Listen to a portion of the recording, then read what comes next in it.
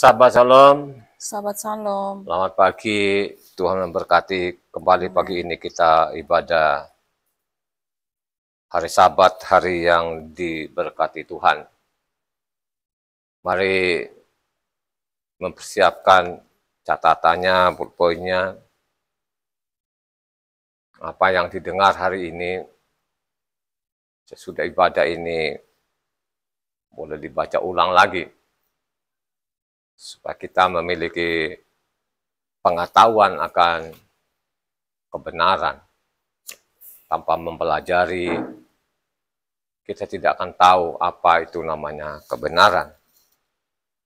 Pagi ini renungan kita ambil dari 1 Raja-Raja 19 ayatnya 19 sampai ke 21. Sekali lagi renungan kita pagi ini 1 Raja-Raja 19 ayatnya 19 sampai ke 21. Demikian firman Tuhan. Setelah Elia pergi dari sana, ia bertemu dengan Elisa bin Safat yang sedang membajak dengan 12 pasang lembu, sedangkan ia sendiri mengemudikan yang ke-12. Ketika Elia lalu dari dekatnya, ia melemparkan jubahnya kepadanya. Lalu Elisa meninggalkan lembu itu dan berlari mengikuti Elia. Katanya, biarkanlah aku mencium ayahku dan ibuku dahulu, lalu aku akan mengikuti engkau. Jawabnya kepadanya, baiklah, pulanglah dahulu dan ingatlah apa yang telah kuperbuat kepadamu. Lalu berbaliklah ia daripada Elia, dan ia mengambil pasang lembu itu, menyembelihnya dan memasak dagingnya dengan bajak lembu itu sebagai kayu api. Ia memberikan daging itu kepada orang-orangnya, kemudian makanlah mereka. Sesudah itu bersiaplah ia lalu mengikuti Elia dan menjadi pelayannya. Lembaga Kitab Indonesia dikasih judul Elisa terpanggil. Kenapa sih hari ini saya ambil dari 1 Raja-Raja 19 ini? Saya anggap ini luar biasa, saudara.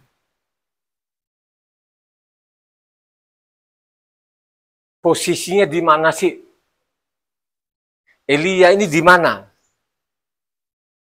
Kalau kita pelajari kitab suci ini, dia ada di bagian utara, Israel bagian utara, yang beribu kotakan namanya Samaria. Nabi Elia itu terdeteksi itu dari zamannya raja-raja, Raja Ahab.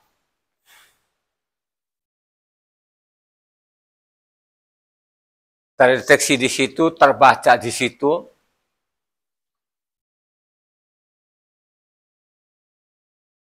Jadi Elia ini dari gunung Tuhan, saudara ya. Kalau kita baca lengkap, ini 1 Raja-Raja 19 ini, itu dari gunung Horeb. Dia mengadu ke sana, bahwa di Israel Utara itu tidak ada lagi nabi, tidak ada lagi yang percaya akan engkau, tinggal saya seorang diri. Ya. Jadi dia mengadu Tuhan sana itu, dia berjalan itu selama 40 hari ya. 40 malam, 40 hari katanya itu tidak makan dan tidak minum, menuju ke Gunung Horeb.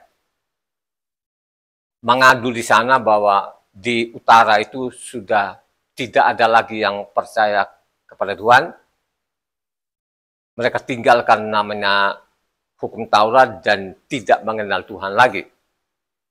Tapi apa yang dikatakan Tuhan, kalau kita baca di atasnya, coba 1 Orang 16, 17 ayatnya, yang tadi 1 Raja-Raja 19 ayatnya 16 Juga Yehu cucu dari 15 firman Yahweh kepadanya, pergilah, kembalilah ke jalanmu melalui padang gurun ke Damsyik. Dan setelah engkau sampai, engkau harus mengurapi Hazael menjadi raja atas Aram. Juga Yehu cucu Nimsi haruslah kau urapi menjadi raja atas Israel. Dan Elisa bin Safat dari Abel Mehola harus kau urapi menjadi nabi menggantikan engkau. Maka siapa yang terluput dari pedang Hazael akan dibunuh oleh Yehu, dan siapa yang terluput dari pedang Yehu akan dibunuh oleh Elisa. terus 18. Tetapi aku akan meninggalkan 7.000 orang di Israel, yakni semua orang yang tidak sujud menyembah Baal dan yang mulutnya tidak mencium dia. Coba kalau kita perhatikan di sini, penglihatannya dia Elia itu memang tidak ada. Tidak ada. Karena di sana pun tempat-tempat ibadah sudah dirubah. Ya di sana yang terkenal namanya agama Baal dan Aserah.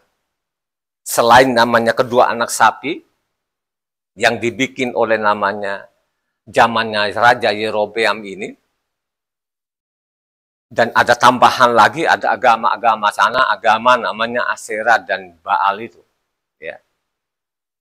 Makanya kalau kita baca sebelumnya, 19 itu, pasal 18 itu, bagaimana namanya Elia itu mengadu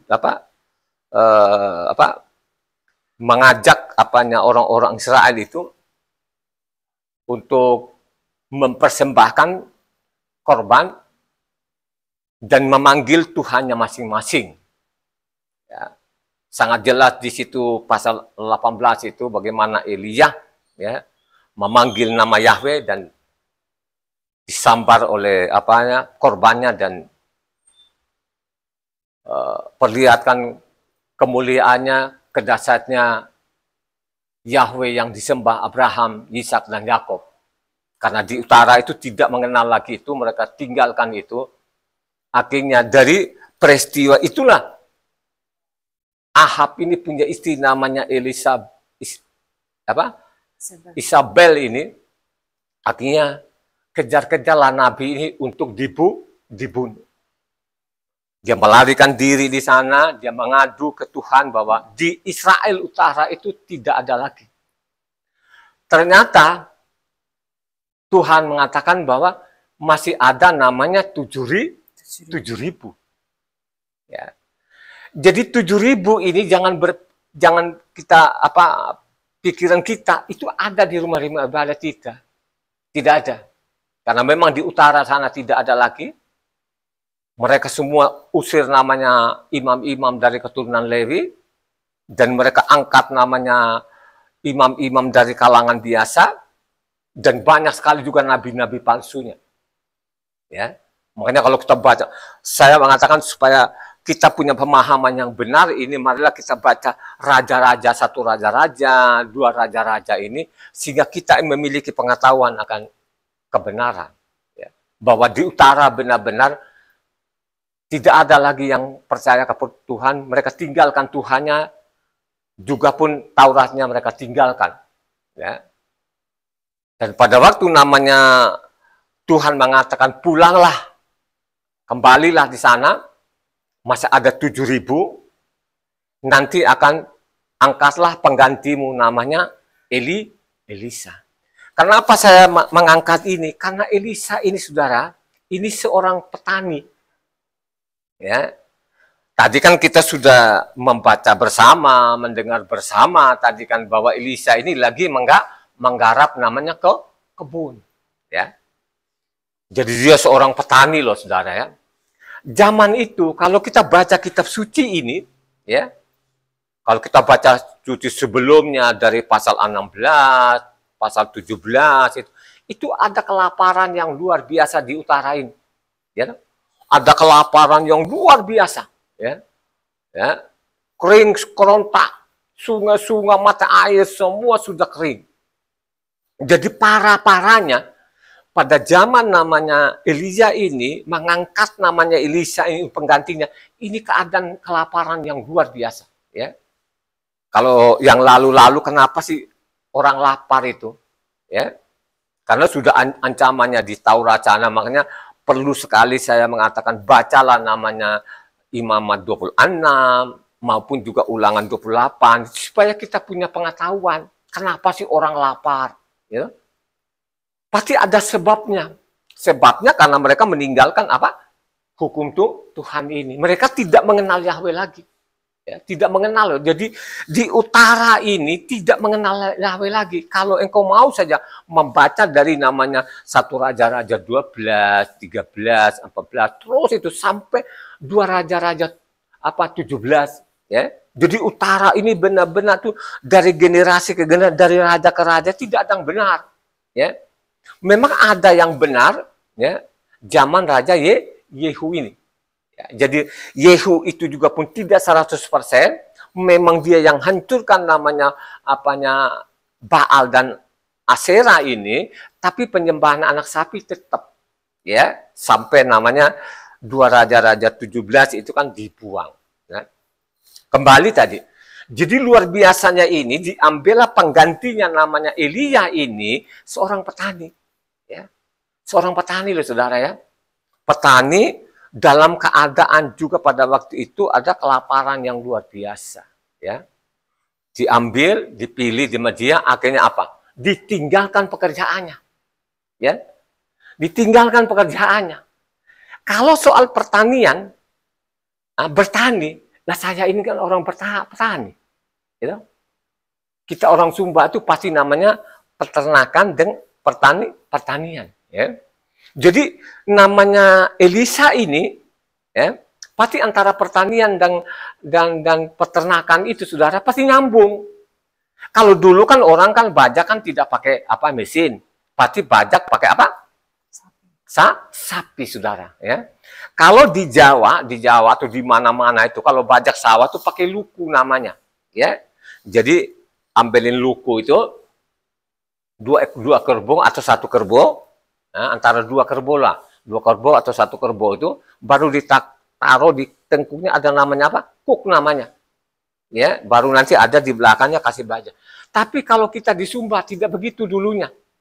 Ya, kita tidak pakai luku karena di Sumba itu namanya hewannya banyak sekali, itu banyak sekali. Jadi kalau untuk membajak sawah itu bajak sawah gitu, dia pakai hewan-hewan itu, kerbau itu, masukin saja di dalam, dihancurkan pakai kuku-kukunya tadi itu, diputar-putar sama dia gitu. Itu caranya orang Sumba.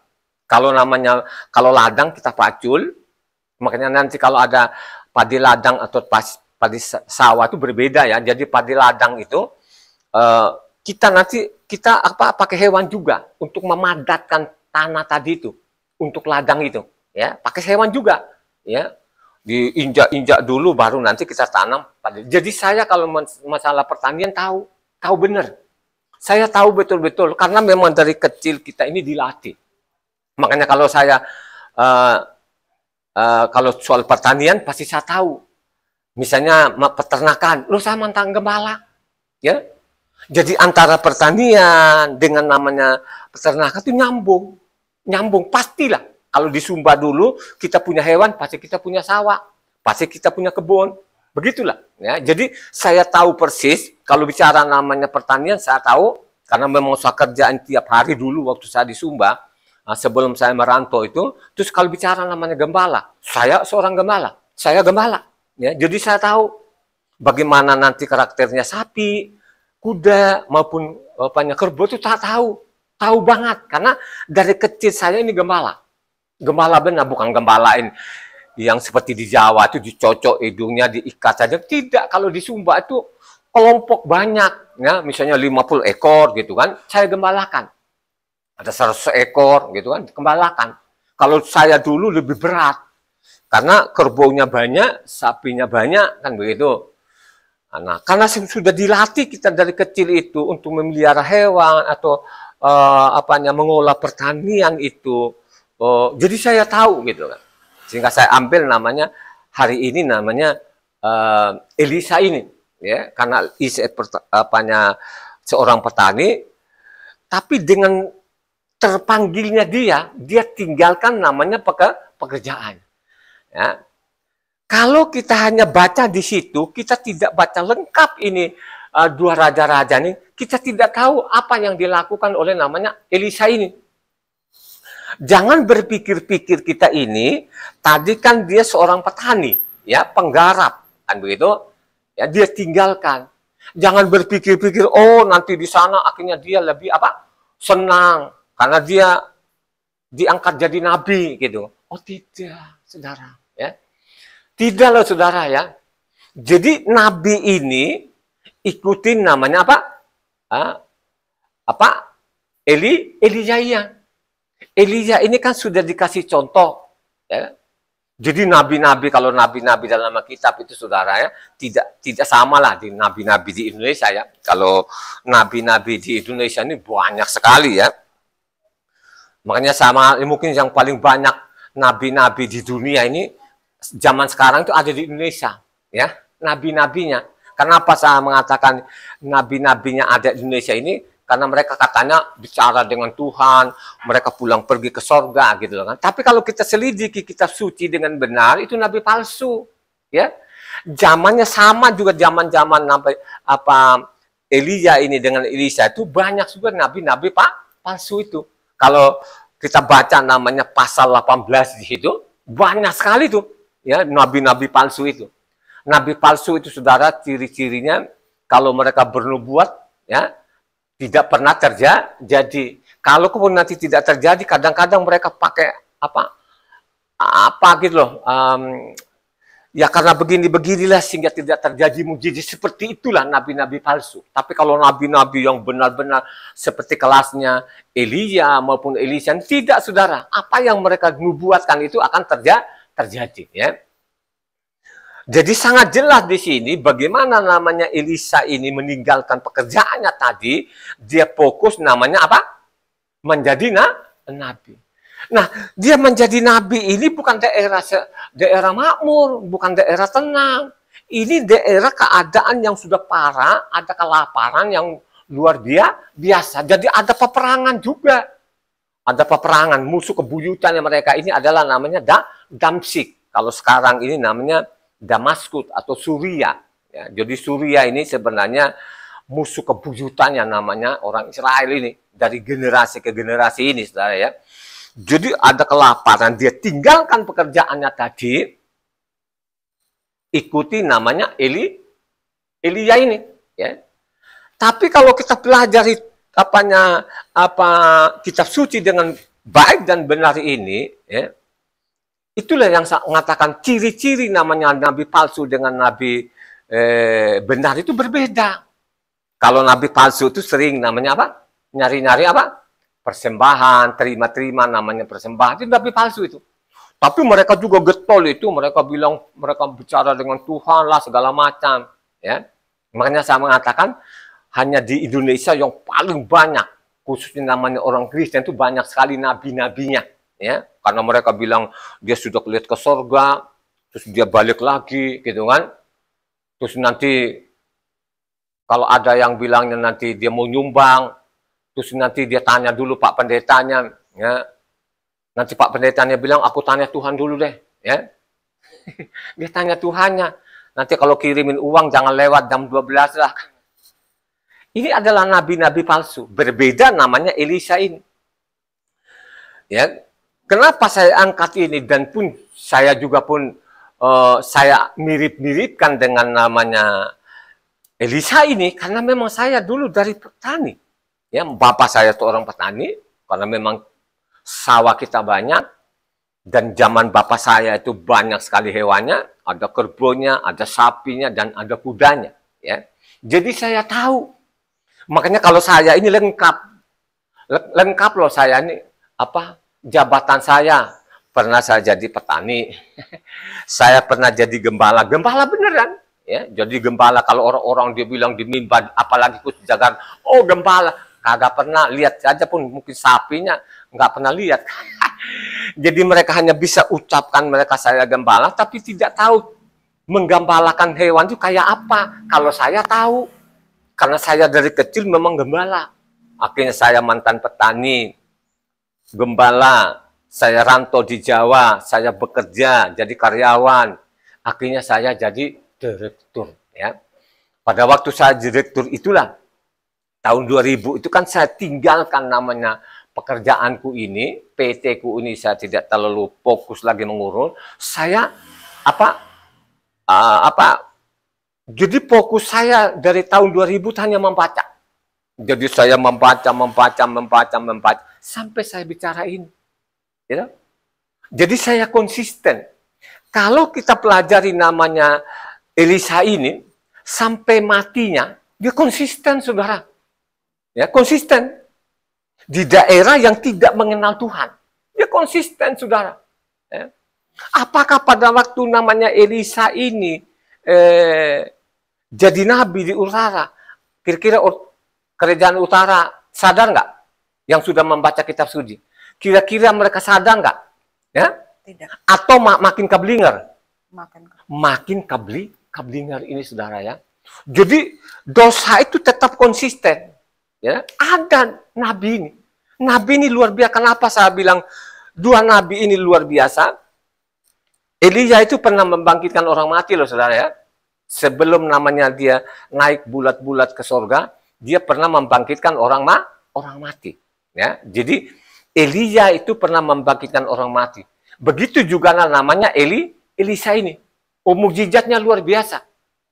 Elisa ini. Nah, jadi fokus tadi dia langsung tinggalkan pekerjaannya tadi, dia fokus saja di situ, ya, untuk jadi gembala ini. Ya. Jadi namanya nabi itu, saudara, ya, cukup berat karena dia ini penyambung lidah lidah Tuhan ini. Ya. Jadi nabi ini, kalau kita belajar kitab suci dari awal ya, dari awal itu sebelum namanya orang Israel ini keblinger ini, sebelum Israel itu membangkang, itu dulu nabi itu sangat dihormati. Ya, seorang imam itu dia betul-betul tunduk kepada nabi ini. Kenapa dia tunduk kepada nabi ini? Karena dia ada penyambung lidah Tuhan ini, saudara. Ya, jadi penyambung lidah Tuhan ini. Ya, awalnya sudah, makanya zaman Mose itu sangat dihormati. Ya. Mose dengan Aharon siapa yang lebih tua? Aharon. Jadi Aharon lebih tua. Tapi Aharon ini sangat menghormati adiknya. Ya. Kenapa dia menghormati adiknya ini? Kenapa? Ya. Karena ada kewibawaannya yang diberikan namanya kepada Mose, karena Mose itu penyambung lidah pengganti Tuhan ini, sehingga sangat dihormati. Awalnya begitu. Ya, awalnya begitu. Makanya kalau kita baca namanya Keluaran 4 ayatnya 15-16, coba satu orang supaya jelas ini seorang nabi itu apa sih tugasnya? Ya. Harus kita tahu loh. Awal-awalnya sangat dihormati karena dia ini wakilnya Tuhan ini. Dia sangat dihormati. Tapi kan berjalan waktu, ini bangsa ini mulai berontak. Ya, mereka tinggalkan Tuhan, nabi-nabinya mereka bunuh. Baca dulu namanya Keluaran 4 ayatnya 15-16. Maka engkau harus berbicara kepadanya dan menaruh perkataan itu ke dalam mulutnya. Aku akan menyertai lidahmu dan lidahnya, dan mengajarkan kepada kamu apa yang harus kamu lakukan. Ia harus berbicara bagimu kepada bangsa itu, dengan demikian ia akan menjadi penyambung lidahmu, dan engkau akan menjadi seperti Tuhan baginya. Coba, supaya engkau jadi Tuhan di hadapan dari para Farao. Coba, saudara. Jadi dulu itu nabi itu sangat dihormati. Sebelum namanya Israel berontak. Ya. Ini sangat jelas nih bahwa nabi itu adalah penyambung lidah Tuhan. Amin. Ya. Tugasnya, jadi tugasnya cukup berat karena dia mengembalakan namanya orang Israel. Dialah nanti yang menegur namanya. Kalau misalnya imam itu ajarannya keluar dari isi kitab suci, nabi yang menegur. Begitu juga lah nanti kalau raja bikin kesalahannya, nabi juga yang menegur. Ya. Maupun juga Israel pada umumnya. Jadi tugas nabi ini cukup berat, saudara. Ya, cukup berat. Kenapa cukup berat? Karena utara ini sudah namanya sudah parah benar-benar. Makanya saya mengatakan ini sebenarnya namanya bangsa Israel ini sebenarnya gambaran dunia ini. Ya. Ini hanya gambaran sebenarnya. Bagaimana nanti yang ada di kolong langit ini, di bumi ini, suatu saat nanti akan meninggalkan Tuhan. Suatu saat nanti tidak ada lagi akan percaya kepada Tuhan. Kalaupun ada nanti, sedikit sekali orang, itu dinubuatkan. Yang menubuatkan ini adalah nabi-nabi ini. Makanya saya ini menyelidiki kitab suci ini selama 25 tahun ini, saya selidiki ini benar loh. Jadi nubuatan itu benar. Contoh saya melalui namanya YouTube ini, ya. Coba kan kalau di YouTube ini, melalui YouTube ini saya hitung sampai sekarang ini, waktu saya masuk YouTube itu, ya. YouTube itu ada 58.000 sekian, ya. 58.000 sekian itu penonton, itu yang subscriber. Yang subscriber itu saudara 400 sekian, ya. Dari 58 sekian penontonnya, yang subscribernya 400 sekian. Yang konsisten berapa saudara? Ya. Konsisten itu ya ada 2% lah. Mungkin yang konsisten itu ada 2% dari 400 subscriber saudara. Jadi benar. Jadi nubuatan kitab suci ini betul saudara. Ya. Saya ini sudah bertahun-tahunan. Ya. Apalagi kalau mau cari namanya yang like itu. Susah saudara. Ya. Padahal ini kita pakai namanya pasal ini, ayat begini gitu kan. Mau cari yang like saja satu orang susah. Makanya saya hitung-hitung, selama saya masuk di YouTube ini ada 400, saya yakin ada yang konsisten itu ada 2%. Saya tahu, ya, yang konsisten itu ada 2%. Ya, dari 400 orang tadi ini kan.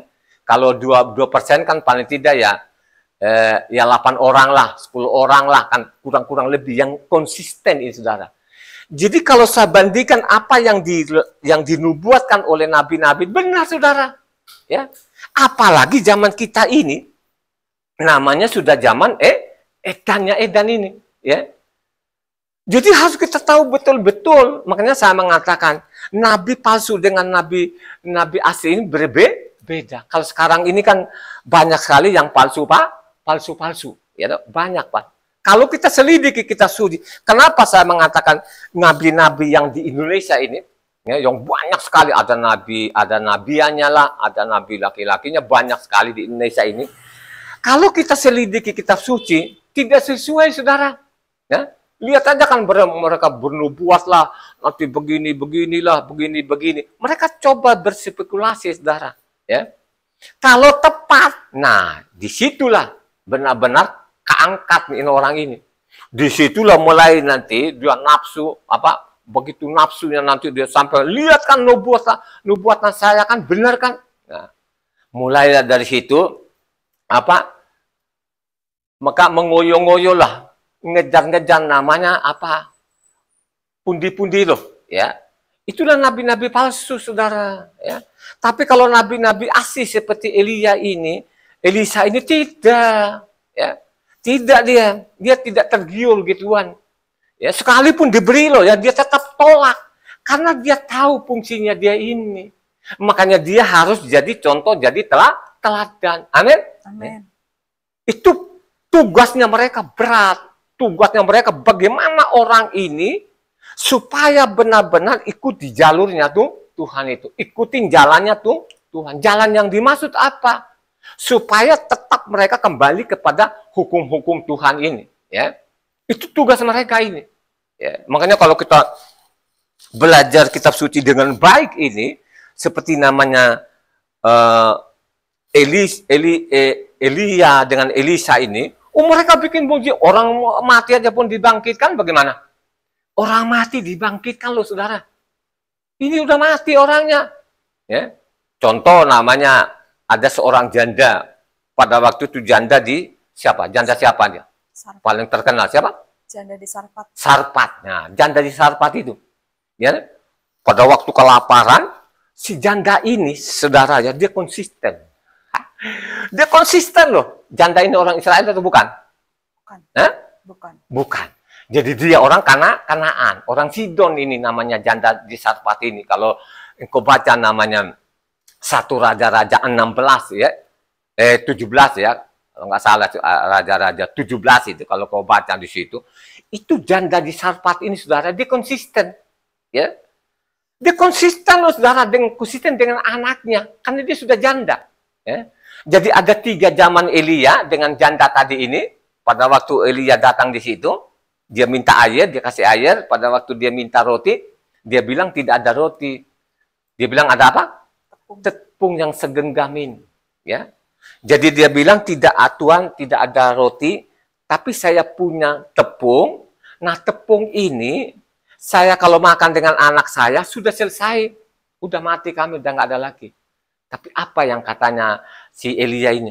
Bikinkan dulu untukku roti kecil ini mungkin seribu jari lah, bikinkan untukku dulu, baru untuk. Akhirnya apa? Dia patuh nggak perintahnya tadi? Patuh nggak namanya janda Sarpat tadi? Patuh. Dia patuh. Dia patuh, saudara. Dia tidak kita kan nggak cukup, ya. Kita kan nggak cukup. Bagaimana saya mau bahas? Tidak seperti itu. Dia patuh saja perintah permintaannya namanya Elia. Akhirnya apa? Selamat nggak namanya janda ini? Akhirnya tepung tadi tidak habis dan minyak pun tidak habis sampai ketemu lagi sampai hujan turun ini. Tapi apa? Dia lolos di situ. Tadi sudah lolos, tepungnya tadi tidak minyak. Apa yang terjadi? Anaknya apa? Mati. Ada persoalan lagi. Tapi kita lihat ini namanya satu ini tidak gugur imannya. Jadi dia tetap percaya karena dia bilang Tuhanmu yang hidup. Ada kata-katanya si janda di Sarpat. Coba satu orang itu kan dapatnya 1 Raja 17 ayat 12. Perhatikan kata-katanya ini. Kata-katanya ini benar-benar bijak dan luar biasa ini. Memang tidak ada lagi sampai saat ini seperti janda ini, ya. Tidak ada, ya. Karena memang sekarang ini manusia yang ada di kolong langit berusaha bagaimana namanya hukum Tuhan ini akan dilenyapkan di kolong langit ini. Mereka berusaha untuk melenyapkan ini. Coba satu orang baca ayat 12-nya. Perempuan itu menjawab, demi Yahweh Tuhanmu yang hidup, sesungguhnya tidak ada roti padaku sedikit pun kecuali segenggam tepung dalam tempayan dan sedikit minyak dalam buli-buli. Dan sekarang aku sedang mengumpulkan 2-3 potong kayu api, kemudian aku mau pulang dan mengolahnya bagiku dan bagi anakku, dan setelah kami memakannya, maka kami akan mati. Tahu nggak? Dia konsisten. Makanya kita cari orang-orang seperti di janda di Sarpat, tidak ada sampai detik ini. Dia konsisten demi Tuhanmu, demi Yahweh Tuhanmu. Dia bilang demi Yahweh, karena itu Tuhan huruf besar semua di situ ya. Kalau kita kembalikan Yahweh, makanya bunyinya begini. Demi Yahweh Tuhanmu yang hidup, tidak ada roti. Wih, kalau saya baca gitu merinding, itu namanya bulu kudung, saudara. Ya, dalam keadaan susah yang luar biasa, susah kelaparan, saudara. Ya, kalau kita baca selengkapnya nanti, kalau kau baca namanya 2 Raja-Raja 6 di sana, bagaimana orang Israel ini, perempuan Israel, mereka makan anaknya, saudara. Mereka sampai rebus-rebus anaknya karena kelaparan yang luar biasa ini, saudara. Ya. Makanya kenapa saya angkat hari ini, saudara? Ini luar biasa. Ya. Bagaimana sih? Ini sudah lapar. Saya lagi garap kebun ini, ya, untuk tanam umbi-umbian ini. Kenapa ajak lagi meninggalkan ini? Ya. Tapi kita lihat ini. Dia ikutin apa yang diperintahkan Elia, dia tinggalkan semua pekerjaan. Apa yang terjadi? Ya, apakah Elia itu mati nggak kelaparan? Elisa itu mati nggak kelaparan? Tidak. Dia tidak mati, saudara. Dia tidak mati. Ya, makanya saya benar-benar luar biasa ini. Ini kedua nabi ini, mereka luar biasa loh, saudara. Ya, Misalnya Elia ini kan dia perlihatkan kan gitu kan, cobalah panggil Tuhanmu. Kalau memang itu Baal, namanya Baal atau Asher, panggillah dia. Ya. Coba kan akhirnya mereka berjingkak, panggil nama Baal, panggil Asher, tidak ada jawabannya. Gitu. Akhirnya dia panggil nama Yahweh. Ya. Yahweh yang disembah Abraham, Ishak dan Yakub. Akhirnya dia sambar apa? Persembahannya Elia. Mereka lihat mata kepala mereka sendiri, saudara. Ya, mereka percayai pada waktu itu. Tapi akhirnya berjalanlah waktu, mungkin tidak berapa lama itu, saudara. Mereka kembali lagi penyembahan apa? Baal ini, saudara. Ya, makanya coba sekarang ini kan sudah tahun-tahunan ini kan. Saya mengatakan Tuhan kita bernama Yahweh. Apakah ada yang menanggapi itu? Tidak ada, saudara. Ya, pakai pasal dan ayat pun tidak akan mampan. Memang sama persis. Makanya saya mengatakan ini zaman kita, ini zaman rusaknya rusak. Ya. Kalau benar-benar ini engkau tidak ambil keputusan seperti namanya apanya Elisa ini, lu nggak dapat apa-apa. Sungguh tidak akan dapat apa-apa. Ya. Ya.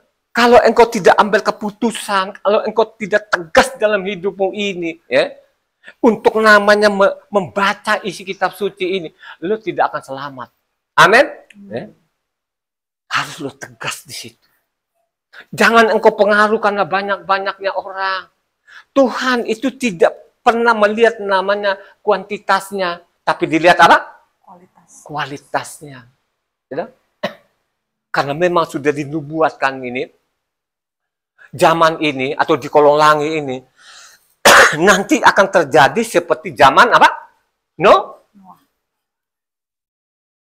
Ya. Jadi kita lihat tadi ini dia tegas, dia tinggalkan pekerjaannya, dia fokus namanya apa? Kebenaran ini. Ya. Dia fokus, saudara, dengan segala apa? Resiko, saudara. Makanya kalau engkau baca namanya Elisa ini, sesudah namanya tadi Elia kembali ke atas atau naik ke surga tadi, kan tinggal Elisa ini kan. Akhirnya apa? Kelaparan itu terus berjalan nggak? Kelaparan itu terus berjalan, saudara. Ya, ini adalah hukumannya. Ya, ini adalah hukumannya. Ya. Karena apa? Karena mereka sudah tidak mendengar apa? Perintah Tuhan ini. Nabi-nabinya mereka apa? Mengolok-ngolok, saudara. Ya. Jadi nabi-nabi ini mereka mengolok-ngolok, termasuk namanya Elia tadi kan dikejar-kejar lari ke gunung Tuhan ini. Ya. Jadi kejahatannya mereka tuh makin menjadi-jadi, makin menjadi-jadi. You know? Ya. Kenapa sih Tuhan itu tidak bisa nggak Tuhan bicara langsung kepada orang yang utara ini? Bisa nggak? Bisa nggak? Bisa kan? Bisa. Kenapa? Ya. Ini ada sebabnya. Ya. Sehingga Tuhan itu tidak bicara langsung kepada orang Israel itu hanya melalui nabinya. Karena orang Israel sendiri pun tidak mau lagi mendengar apa? Mendengar suaranya Tuhan. Ya. Kecuali melalui nabinya. Jadi orang Israel itu tidak mau lagi untuk mendengar suara Tuhan. Ya. Ya. Hanya mereka mau mendengar dari apa? Nabi ini. Ya.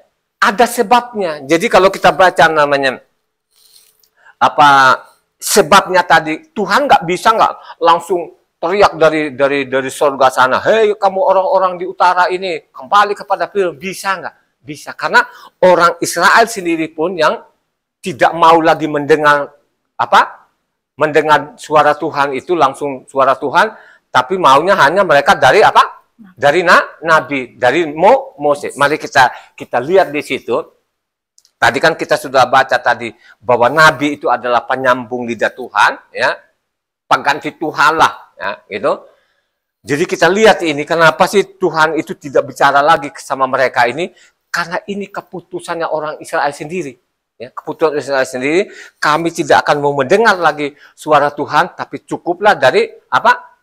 Moses. Mari kita lihat di situ Keluaran 20 ayatnya 18-19. Baca. Seluruh bangsa itu menyaksikan guruh mengguntur, kilat sambung menyambung, sangkakala berbunyi, dan gunung berasap. Maka bangsa itu takut dan gemetar, dan mereka berdiri jauh-jauh. Mereka berkata kepada Mose, "Engkaulah berbicara dengan kami, maka kami akan mendengarkan. Tetapi janganlah Tuhan berbicara dengan kami, nanti kami mati." Ya, coba kita lihat kan, pada waktu namanya pada waktu namanya 10 hukum Taurat ini, atau isi kedua loh batu ini, mereka mendengar namanya suara Tuhan yang begitu menggelegar itu, akhirnya mereka takut. Dia bilang, cukup sudah. Kami hanya mau mendengar dari Moses saja. Kami tidak akan mendengar lagi suara Tuhan. Nanti kami mati. Akhirnya apa? Tuhan bilang, baik. Apa yang permintaan itu baik. Biarlah terus seperti itu gitu loh. Tapi kan berjalan lama itu, bangsa ini kan bukan Tuhan saja mereka tolak, termasuk juga nabi-nabinya mereka tolak. Amin. Itulah kelakuan orang Israel itu yang sampai saat ini. Makanya saya mengatakan ini bukannya makin bagus ini namanya orang Israel ini. Ya, makin menjadi-jadi loh. Ya, jadi kejahatan-kejahatannya ini, manusia yang ada di kolong langit ini, ya, makin menjadi-jadi. Makanya saya mengatakan, ini kan gambaran saja. Gambaran bagaimana nanti di kolong langit ini, suatu saat, titik tertentu nanti, sudah tidak ada lagi. Ya, tidak ada lagi yang percaya kepada Tuhan. Makanya saya mengatakan, saya ini sudah sekian tahun melalui YouTube. Ya, ada yang ada kecil sekali itu. Ya. Yang konsisten itu saya tahu ada 2%. Ya. Malah saya bilang itu ada yang konsisten hanya 1%. Ya, yang konsisten ini. Yang saya tahu persis itu ada 1%. Ya, artinya dari 400 tadi yang subscribernya, yang konsisten ada 4 orang. Ya. Coba banyak. Benar nggak nubuatan? Saya kira itu akan terpenuhi, nanti kita lihat aja suatu saat ini. Ini kan zaman edan. Ya. Zaman asli dan palsu kan. Kemarin kan ada rame-rame kan. Lagi rame-ramenya sekarang ini. Masalah ijazah palsu, saudara. Ya. Coba kan. Itu kalau dideteksi pakai teknologi. Memang saya mengatakan memang kejahatannya di sini. Di Indonesia ini.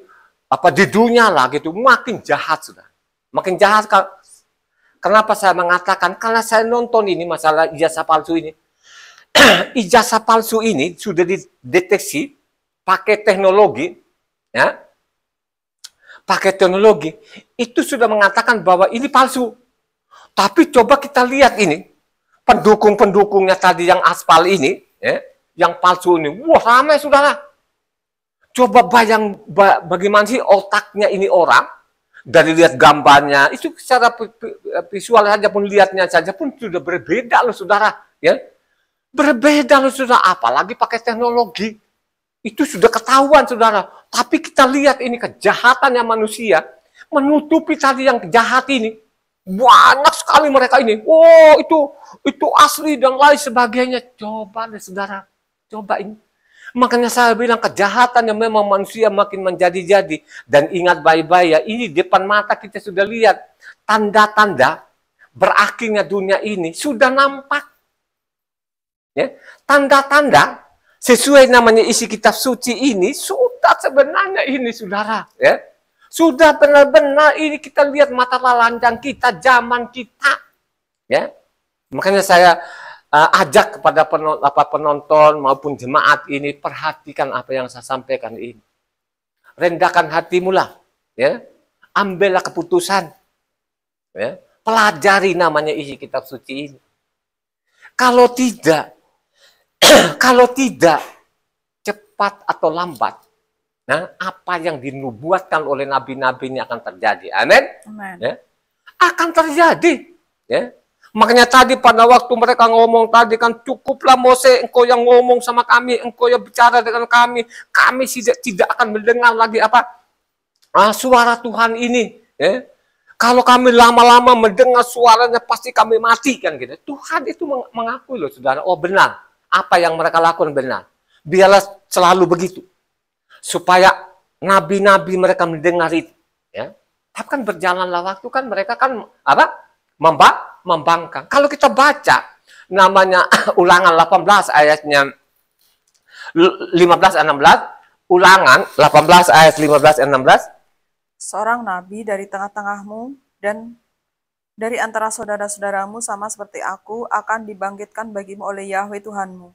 Dialah yang harus kamu dengarkan, tepat seperti yang kamu minta dahulu kepada Yahweh Tuhanmu di Gunung Horeb pada hari perkumpulan dengan berkata, tidak mau aku mendengar lagi suara Yahweh Tuhanku, dan api yang besar ini tidak mau aku melihatnya lagi supaya jangan aku mati. Coba kan, kalau kita perhatikan tadi, pada waktu mereka mendengar suara Tuhan tadi, pada waktu dibacakan isi kedua laut batu tadi itu, mereka tidak, wah benar-benar mereka ketakutan yang luar biasa. Akhirnya cukup sudah Moses saja yang bicara dengan kami tidak lama-lama lagi mau mendengar namanya suara Tuhan. Akhirnya tadi, akan saya tetap angkat namanya nabi ini. Nabi ini menjaga supaya orang Israel itu tetap namanya ke hukum-hukumnya Tuhan. Supaya mereka mengenal Yahweh ini. Ya? Karena Tuhan Yahweh lah yang keluarkan mereka dari Misraim ini, saudara. Ya? Jadi nabi-nabi ini ada, bukan datang nabi ini untuk mengeruk-ngeruk namanya kantong-kantong orang, tidak ada. Ya? Karena nabi ini harus jadi contoh, jadi teladan. Ya. Yang paling penting itu bagaimana menjaga namanya hukum-hukum Tuhan, supaya mereka tidak meninggalkan. Amin. Ya. Itu yang diperintahkan Tuhan. Ya. Itu ajaran Tuhan seperti itu. You know? Coba kalau kita baca, makanya saya mengatakan, memang Elia ini, bukan Elia, Elisa ini bukan berarti dia tinggalkan tadi namanya jadi petani tadi, terus jadi nabi ini supaya cari kaya. Tidak pernah ada, memang tidak ada ajaran di dalamnya. Makanya nabi-nabi itu mereka sederhana sekali, ya. Mereka tidak memeras-meras itu. Tugas mereka supaya orang Israel itu tetap namanya hukum-hukum tuh. Tetap hukumnya Tuhan artinya ada jaminan di situ.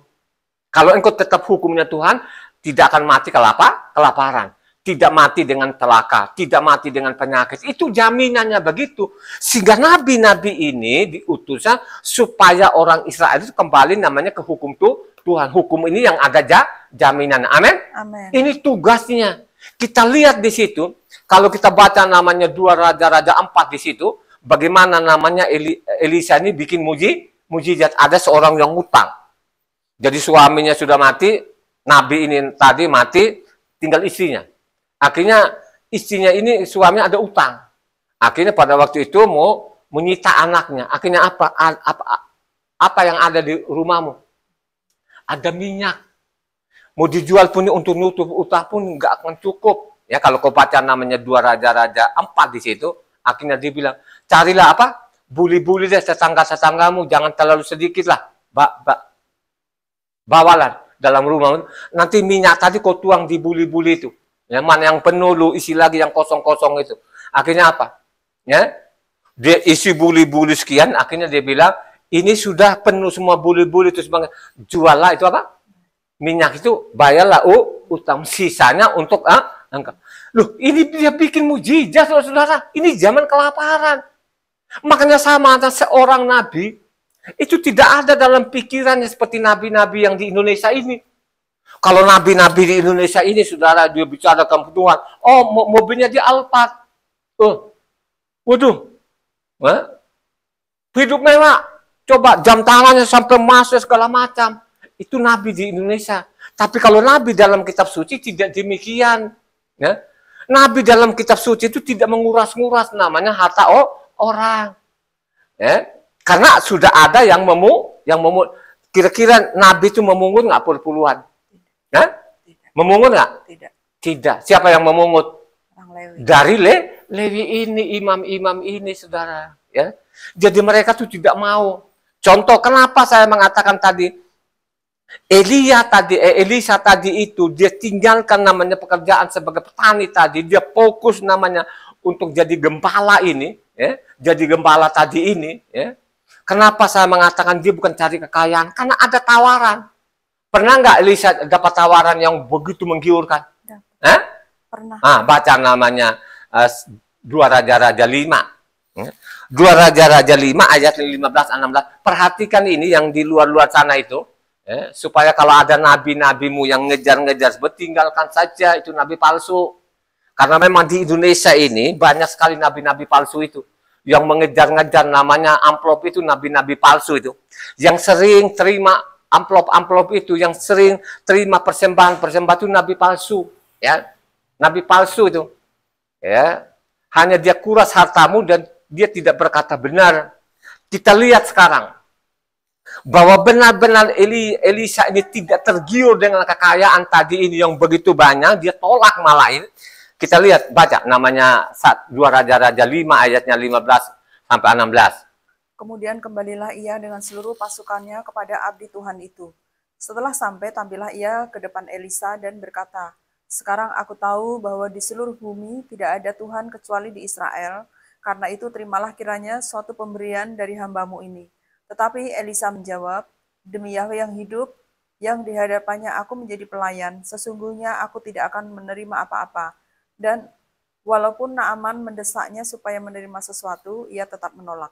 Coba saudara, kira-kira kalau Nabi Indonesia dia tolak nggak? Tidak. Saya mau tanya di depan saya ini. Kira-kira kalau Nabi yang di Indonesia sekarang dia tolak nggak itu? Tidak. Banyak nggak itu tadi yang dia tawarkan? Banyak. Banyak sekali. Bisa jadi konglomerat.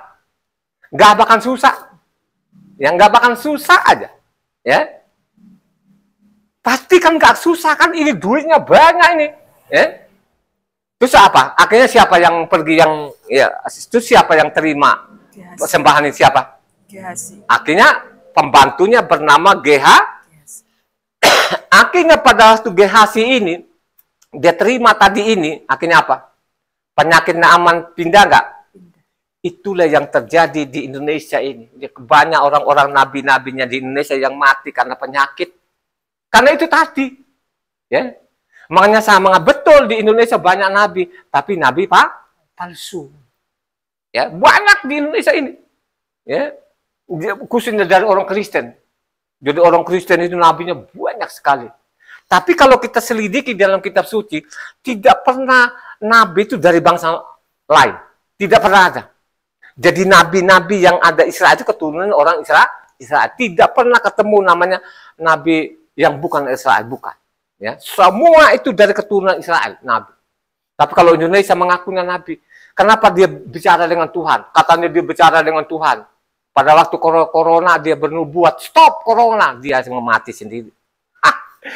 Pendetanya mati, termasuknya jemaatnya banyak yang mati. Coba kan? Makanya Pondok Rangon sana kan sampai penuh, sampai luber-luber itu jenazahnya. Ya dong? Itulah nabi palsu. Nabi benar itu mereka tidak tergiur dengan apa? Dengan harta, saudara. Mereka tidak tergiur dengan harta. Ya, kita lihat juga lah ya. Makanya saya bilang kalau engkau tidak fokus, kalau engkau tidak ambil keputusan, lu paling apes di dunia.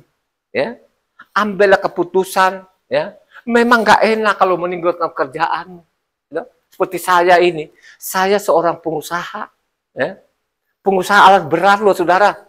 Sekali saya pukul itu, saudara, untungnya, ya, untuk gajiin pegawai negeri itu mungkin apa? Untuk 10 tahun kayaknya. Coba saudara, sekali mukul itu, untungnya saudara, saya tinggalkan pekerjaan itu. Saya fokus, saya konsisten sampai saat ini. 25 tahun saya konsisten. Saya konsisten baca kitab suci. Saya juga konsisten melalui YouTube ini. Sekalipun tidak ada yang menonton, tetap saya akan sampaikan. Memang seperti isi kitab sucinya begitu. Sampaikan saja, mereka mau terima, tidak terima, sampaikan aja. Ya, coba kalau kau baca namanya Yehezkiel di sana, sampaikan aja kepada mereka. Mereka mau terima, tidak terima, sampaikan aja. Ya. Tugas saya sampaikan aja. Dan juga tugas saya mengajak orang supaya apa? Mempelajari namanya isi kitab suci. Itu mutlak namanya. Kalau engkau pengen selamat, ya, Kalau engkau benar-benar memahami apa yang dilakukan Elisa ini, Elisa ini, ya, ambil keputusan. Pelajari namanya isi kitab suci ini. Ya, dengan engkau pelajari kitab suci ini, ya, dengan engkau tahu isi kitab suci ini, yang menyelamatkan bukan Pak Pendetamu, dia tidak pernah menyelamatkan engkau. Malah sebaliknya pendeta itu dorong-dorong namanya masuk jurang. Iya. Sesuai isi kitab suci loh ya. Yang saya bicarakan sesuai namanya isi kitab suci. Ajaran Pak Pendetanya dengan isi kitab sucinya bertentangan. Jauh. Ya. Yang penting sampaikan. Jadi Elisa ini tidak tanggung-tanggung, saudara. Ya. Tidak tanggung-tanggung. Dia lepas semua atributnya. Dia jadi gembala. Makanya saya bilang gembala itu tidak pernah ada pikirannya dia. Saya kan mantan gembala masalahnya ya. Seorang gembala itu tidak ada pikirannya dia nanti jadi konglomerat, jadi pakai jam tangan mata. Nggak ada. Jadi gembala itu bagaimana ini yang dia gembalakan ini tetap sehat. Ya. Makanya terjamin, minumnya terjamin, itu seorang gembala. Boro-boro namanya gembala ini mau kadang-kadang pun nggak mandi. Lah saya dulu kan kadang-kadang nggak mandi. Bagaimana mau mandi? Kalau musim hujan ini kan, kalau kerbau itu kan dia kan masuk di lumpur-lumpur, kan rumput tubuh. Kan lengket kita tubuh kita lagi. Tadi kan kita sudah mandi tadi itu. Ya. Nanti kan rumput kan tinggi-tinggi, kan jadi lumpur-lumpur kan di badan itu. Kita tidur, sudah sababa tidur itu malam itu. Karena sudah capek. Seorang gembala itu tidak ada pikirannya. Yang penting namanya gembala masukkan ke kandang, rapiin kandangnya, pintunya rapi dan lain sebagainya. Sudah, habis makan langsung tidur dia. Pagi-pagi dia sudah bangun lagi. Bangun untuk gembalakan namanya apa? Hewannya ini. Ya. Dia akan periksa nanti anak-anaknya kayak apa. Apakah ini kerbaunya ada cacingan segala macam, dia akan kontrol. Terus itu gembala itu nggak ada pikirannya ini dan ini. Sekarang ngaku mau gembala, tapi tongkrongannya mobil Alphard, jam tangannya emas, cincin emas, sepatunya Beli. Nah kalau saya dulu ini, saya seorang direktur, ya kalau saya pakai Beli ya wajar. Saya pakai mobil-mobil mewah pajak kan itu hasil usaha saya, bukan namanya ngorek-ngorek perpuluhan orang. Dari situlah saya fokus, saya baca kitab suci ini. Untuk apa? Menyelamatkan diri saya dulu baru siapa? Habis itu baru istri kedua anak saya. Selamatkan diri saya dulu. Ya? Bagaimana mau menyelamatkan orang lain kalau saya tidak selamat? Supaya saya selamat itu, saya pelajari namanya istri. Saya ambil keputusan, tegas. Jadi saya ini konsisten. Selama 25 tahun, nggak gampang loh saudara ya. Konsisten itu 25 tahun nggak gampang. Nah, konsistennya bagaimana? Saya konsisten baca kitab suci. Ya, saya konsisten namanya ajak orang, ayo kita sharing-sharing firman Tuhan. Saya konsisten, ayo baca kitab suci, ayo baca, ajaklah istrimu, ajak anak-anakmu baca pelajari kitab suci. Kan konsisten.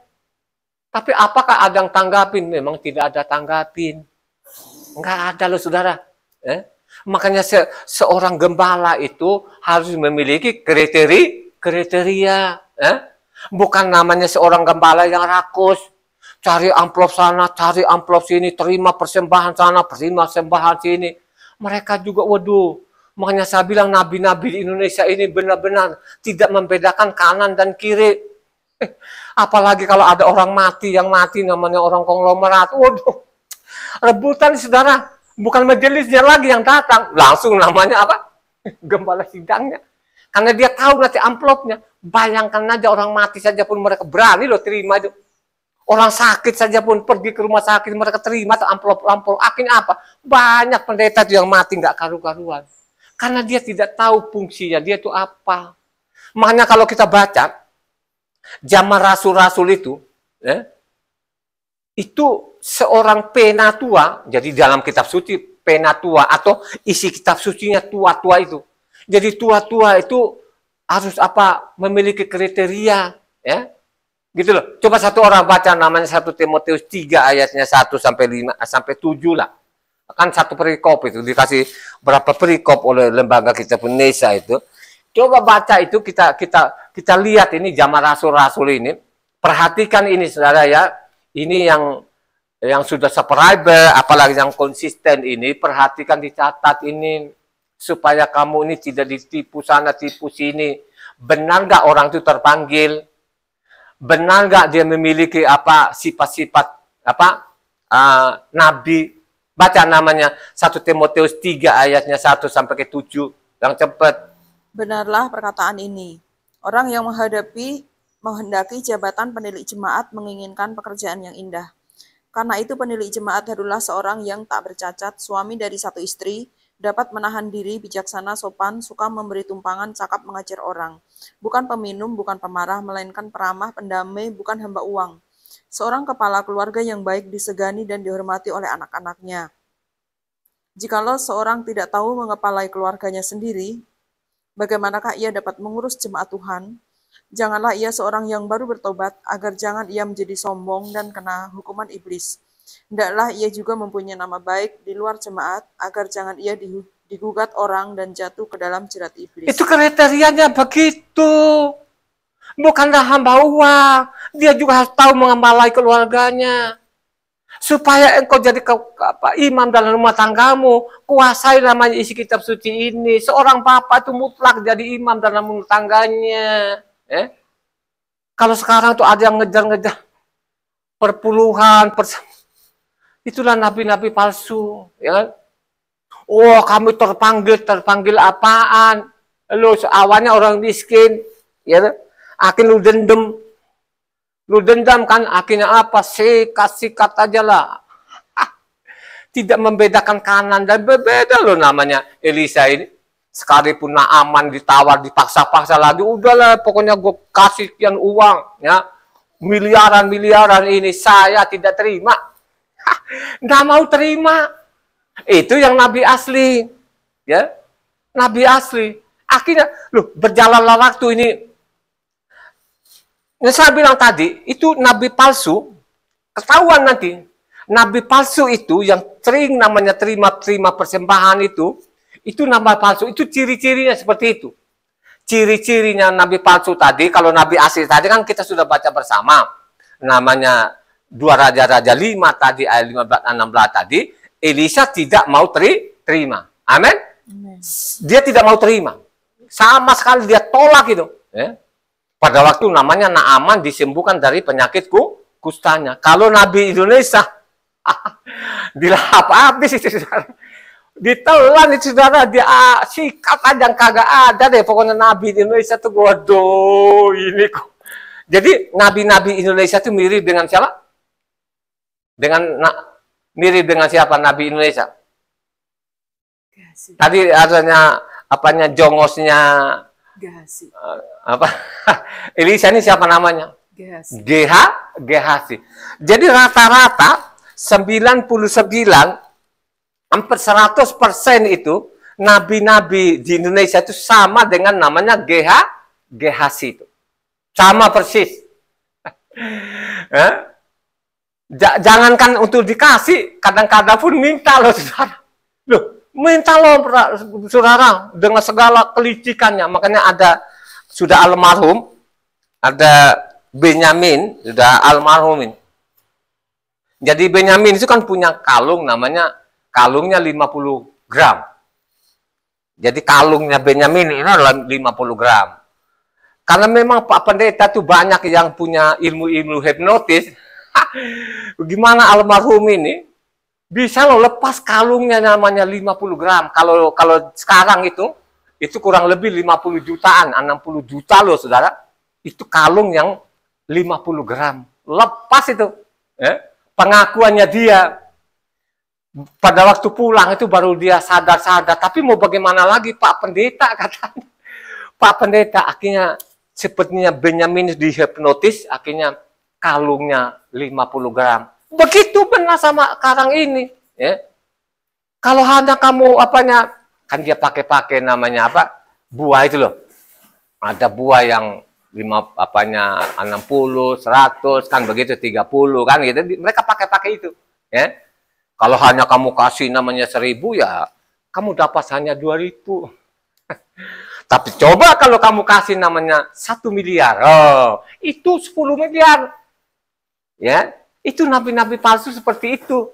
Ya, mereka hipnotis orang. Di Indonesia itu nabi-nabi seperti itu hampir 100% seperti itu. Ya, ngejar-ngejar. Tapi kalau nabi-nabi asli, ya, yang punya roh-roh martir tadi itu, oh nggak mikir, ya. Saya mengatakan kalau saya juga mau dari dulu bisa, tapi saya tolak.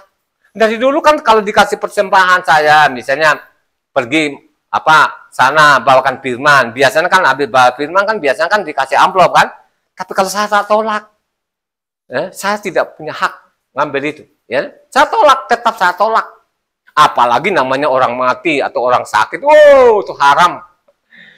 Apalagi orang sakit itu haramnya haram, saya nggak akan mau. Persoalannya nanti kalau kau ambil dari orang sakit pasti pindah penyakitnya. Ya. Lihat nggak dulu yang memang dia sudah almarhum itu, ada seorang penyanyi suaranya bagus sekali itu, kalau dia nyanyi itu, akhirnya coba pada waktu namanya sebelum mati kan dia kena namanya penyakit getah bening itu. Kayak alien, ya, kayak alien saudara. Moso sih, di firmannya di mana di dalamnya, yang karena namanya nabi-nabi kena penyakit sampai parah seperti itu. Kalau penyakit tua, betul. Ya. Elisa tuh penyakit tua nggak? Ya, ya, Elisa itu saudara, ya, mati kan, tapi dia penyakit tua, karena memang sudah tua. Ya. Bayangkan aja Elisa ini dia tolak. Ya. Tapi akhirnya ini banyak sekali nabi-nabi palsu. Ciri-cirinya nabi palsu tadi itu, mereka sering namanya tadi tergiur nama hal-hal dunia. Ya, kalau di Indonesia ini, waduh, apalagi ada yang nabi di Indonesia ini, nabi terkenal memang nabi ini dengan anaknya sama rakus. Waduh, saya bilang ini kok banyak yang pengikutnya gitu loh, ya. Karena karena tergiur juga kalau Pak Pendetanya didoain nanti usaha saya akan lancar segala macam. Coba mereka spekulasi loh saudara. Kan 10 orang misalnya pengusaha, masa 1 orang nggak ada yang sukses, ya kan? Masa nggak ada? Nah yang sukses ini yang diperes-peres nanti, ya itu nabi palsu. Kita lihat lagi, itu kan zaman raja-raja juga ada namanya Nabi Mika.